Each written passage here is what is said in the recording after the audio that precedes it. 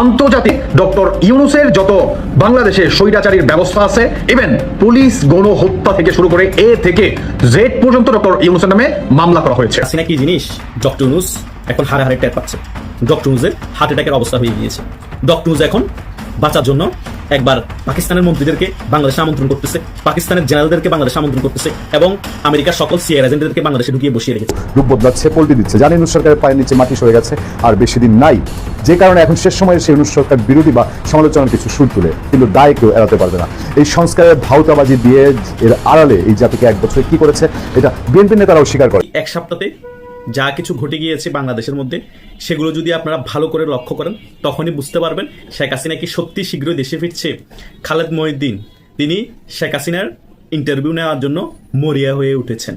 তিনি কিছুদিন আগে এই জামাত শিবিরের কর্মীদের ভয়ে, বিএনপির কর্মীদের ভয়ে ছাত্রলীগের সভাপতি সাদ্দাম হোসেনের ইন্টারভিউ নেয়নি, কিন্তু এখন তিনি শেখ হাসিনার ইন্টারভিউর জন্য মরিয়া হয়ে গিয়েছেন, বিভিন্ন জায়গায় বক্তব্য দিয়ে বেড়াচ্ছেন।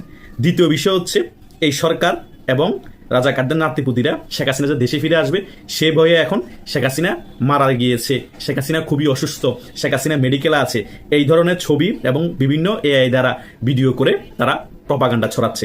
কেন এগুলো ছড়াচ্ছে? মেইন রিজন হচ্ছে তারা আওয়ামী লীগের কর্মীদের মনোবল দুর্বল করার জন্য এবং শেখ হাসিনা দেশে ফিরবে না এগুলো ব্যাপারগুলো জনগণকে বোঝানোর জন্য। কারণ তিনি এমনিতে মারা যাওয়ার অবস্থা, তিনি মারা গিয়েছেন, তিনি অসুস্থ, তিনি হাসপাতাল, তিনি কি করে দেশে ফিরতে পারেন?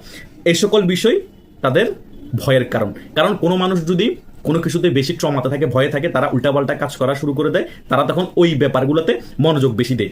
এখন দেখা যাচ্ছে শেখ হাসিনার বিষয়টাতে তারা খুবই মনোযোগ দিচ্ছে এবং শেখ হাসিনাকে কিভাবে কালার করা যায়, তিনি অসুস্থ, কিভাবে তিনি মারা গিয়েছেন, কিভাবে তিনি বিভিন্ন জায়গার মধ্যে অসুস্থ হয়ে পড়ে আছেন, বিভিন্ন ছবি দিয়ে সয়লাভ করে ফেলেছে তারা প্রপাগান্ডা ছড়িয়ে। কেউ টকশো নিতে আছে। এইদিকে আবার স্বরাষ্ট্র মন্ত্রণালয়কে ডক্টর ইউনূস ভালোভাবে নির্দেশ দিয়েছেন যাতে আওয়ামী লীগের কর্মীরা কোনোভাবে সংগঠিত হতে না পারে, আপনারা আরও গ্রেপ্তার বাড়িয়ে দেন। ছোটোখাটো কর্মী হলো তাদেরকে গ্রেপ্তার করার নির্দেশ দেওয়া হয়েছে সরকারের পক্ষ থেকে। এগুলো হচ্ছে ভয়ের কারণ তারা বুঝতে পেরেছে শেখ হাসিনা খুব শীঘ্রই হয়তো দেশে ফিরে আসবে। এখন যদি আওয়ামী লীগের কর্মীদেরকে দমন না করা যায়, আওয়ামী লীগের কর্মীদেরকে গ্রেপ্তার করে জেলে ঢুকানো না যায়, ভয়ে রাখা না যায়, তাহলে শেখ হাসিনা যেদিন ডিক্লার দিবে আমি দেশে ফিরে আসছি বা রাজপথে আমার ডিক্লার দিবে, সেদিন কিন্তু আওয়ামী লীগ খুব শীঘ্রই, খুব তাড়াতাড়ি রাজপথ দখল করে ফেলবে এবং শেখ হাসিনা খুব ইজিলি দেশে ফিরে আসতে পারবে। এগুলো কিন্তু বিএনপির মনও সে ভয়টা কাজ করে, জামাতের মনও কাজ করে এবং যত উপদেষ্টা মণ্ডলী আছে বাংলাদেশে অ্যান্টি আওয়ামী লীগের সেন্টিমেন্টের যত রাজনৈতিক দল আছে সকলের মনে এই ভয়টা কাজ করে, কিন্তু তারা প্রকাশ করতে চায় না। কারণ তারা যদি এগুলো প্রকাশ করে ফেলে তাহলে জনগণের কাছে তারা হাসির পাত্র হয়ে যাবে, জনগণও বুঝে যাবে এদেরকে তারা কিছুই হবে না। তারা এখনই ভয় পেয়ে গেছে শেখ হাসিনা ভারত থাকার পরেও। শেখ হাসিনা দেশে আসলে এরা তো নিজের কবর নিজে ঘুরে ঢুকে যাবে। এই কারণেই তারা বিভিন্ন সময় ভয়ে উল্টাপাল্টা বক্তব্য দিয়ে ফেলে, স্লিপ অফ টাং হয়ে যায়। গোলাম মাওলা রনিও এখন বলা শুরু করে দিয়েছে বাংলাদেশে আওয়ামী লীগের 45 থেকে 50% ভোট আছে, ফেলে দিল আওয়ামী লীগের এখন 40% ভোট আছে, আর আওয়ামী লীগের জনপ্রিয়তা 14 মাসে আরো বেশি বেড়ে গিয়েছে। কিন্তু আমি গোলাম মাওলা রনির কথা গুরুত্ব দিতে চাই না। তিনি 10 দিন ধরে কোনো সময় শুধু ডক্টর ইউনূসের গুণগান গাইতে শুরু করে, আবার 10 দিন পর আবার আওয়ামী লীগের গুণগান গায়, আবার 10 দিন পর আবার জামাতের গুণগান গায়, আবার বদনামও করে। তার মানে দুদুল্যমান অবস্থা। সে হচ্ছে একটা সুযোগবাদী, জ্ঞান আছে কিন্তু সুযোগবাদী কথাবার্তা বলে, কিন্তু বাস্তবতা তাও বলে, সেটা হচ্ছে মেইন ফ্যাক্ট। বাংলাদেশে যে আওয়ামী লীগের এখন 40% ভোট আছে একদম লিগেলি ভাবে, আরো 5 থেকে 10% বেড়ে গিয়েছে 14 মাসে, এটা সত্য কথা। তাই এভাবে করে আসল সত্য সবাই বলা শুরু করে দিবে, প্রত্যেকটা সাংবাদিকে বলা শুরু করে দিবে। কথা বুঝেন নাই কেন? তারা ভালো করে জানে শেখ হাসিনা খুব শীঘ্রই বাংলাদেশে ফিরছে, আর আওয়ামী লীগ ছাড়া বাংলাদেশে কোনো নির্বাচন হবে না। এটা সম্ভব না। যদি সম্ভব হয়েও যায়, যে সরকার আসবে সে সরকার 3 থেকে 6 মাসের বেশি দেশ চালাতে পারবে না। আর যদি দেশ চালাতে হয় তাদেরকে আওয়ামী লীগ থেকেও বড় রাঘব বোয়াল হতে হবে, স্টিমার চালাতে হবে, হিটলারের থেকেও বড় শাসক করতে হবে। আর সেটা করতে গিয়ে হয়তোবা 2-3 বছর বা 5 বছর তারা খেয়ে যাবে, এরপরে তো তাদের পতন হবে। আর ওই পতন হলে আওয়ামী লীগের থেকে 10 গুণ ভয়াবহভাবে পতন হবে, আর জীবনের রাজনৈতিক দলের কথা মানুষ মুখেও নিবে না। এটাই বাস্তবতা। তাই বিএনপি যারা শীর্ষস্থানীয় নেতা আছে তারা এই জিনিসটা যদি না ভেবে আগামীতে পাতানো নির্বাচন অংশগ্রহণ করে ক্ষমতার লোভে, হয়তোবা তারা বুড়ো হয়ে গিয়েছে, তারা বেঁচে থাকবে যতদিন, হয়তোবা তারা ক্ষমতা উপভোগ করতে হবে, কিন্তু তারা মারা যাওয়ার পরে এরপরের প্রজন্ম যারা আসবে তারা বিএনপি রাজনীতি করতে পারবে না। ওইখানে বিএনপি রাজনীতি কবর হয়ে যাবে। কারণ আওয়ামী লীগ তো খুব তাড়াতাড়ি ফিরবে। শেখ হাসিনা দেশে ফিরলেই আওয়ামী লীগ চাঙ্গা হয়ে যাবে। অনেকে চিন্তা করতে পারেন শেখ হাসিনা দেশে ফিরলে হয়তো প্রধানমন্ত্রীর চেয়ারে বসে যাবে। আর ভাই, প্রধানমন্ত্রীর চেয়ারে বসার থেকেও এখন সবচেয়ে গুরুত্বপূর্ণ বিষয় হচ্ছে শেখ হাসিনা দেশে ফিরা। শেখ হাসিনা দেশে ফিরায় মানে আমাদের প্রধানমন্ত্রিত্ব পেয়ে যাওয়া, আওয়ামী লীগ চাঙ্গা হওয়া মানে আমরা ক্ষমতায় চলে আসা। এটাই ইমেজিন করলে হয়ে যায়। কারণ আমরা এখন যে অবস্থায় আছে কর্মীরা বা আমরা যে পরিস্থিতিতে আছি, যারা মুক্তিযুদ্ধের সপক্ষে শক্তি, সত্য কথা বলি, অন্তত মন খুলে কথা বলতে পারবো, মন খুলে চলাফেরা করতে পারবো, এখন চোরের মতো কথা বলতে হবে না। আর যারা আওয়ামী লীগের নিরীহ কর্মী আছে তারা চোরের মতো থাকতে হবে না, ঘর বাড়ি ছাড়া থাকতে হবে না, ঘরে থাকতে পারবে। এর থেকেও বড় পাওনা কি আছে? অন্তত নিজের রাজনীতি তো করতে পারবেন, অন্তত আওয়ামী লীগের কথা বুক ফুলিয়ে বলতে পারবেন। এটাই হচ্ছে ক্ষমতা। একেবারে যদি প্রধানমন্ত্রী হতে হবে, আবার রাষ্ট্র ক্ষমতা আসতে হবে, সেটার থেকেও এই ক্ষমতা রাষ্ট্র ক্ষমতার থেকেও বেশি এখনের জন্য।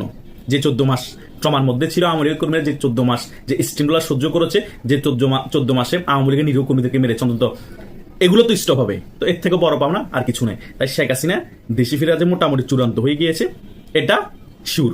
কেন জানেন? কারণ এখন শেখ হাসিনা চিন্তা করে ফেলেছে এটা হয়তো এসপার, না হয় ওসপার। কারণ এভাবে চুপচাপ বসে থাকলে কিছুই হবে না। আমার কর্মীরা মরবে, আমিও রাজনীতিতে আর অংশগ্রহণ করতে পারবো না। আমিও আর বাঁচবো কয়দিন? যতদিন বাঁচবো অন্তত যুদ্ধ করে বাঁচবো, সেটাই চিন্তা করে উনি।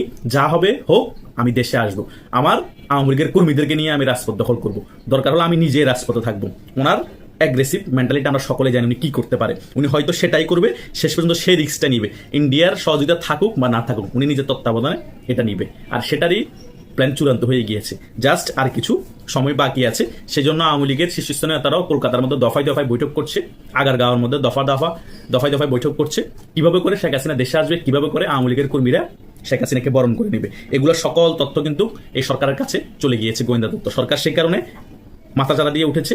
তারা এখন অ্যাক্টিভিটি বাড়িয়ে ফেলেছে। প্রশাসনকে বলে দেওয়া হয়েছে আওয়ামী লীগের সকল সাধারণ কর্মীদেরকে গ্রেপ্তার করুন, কোনোভাবে যাতে আওয়ামী লীগ অ্যাক্টিভিটি দেখাতে না পারে।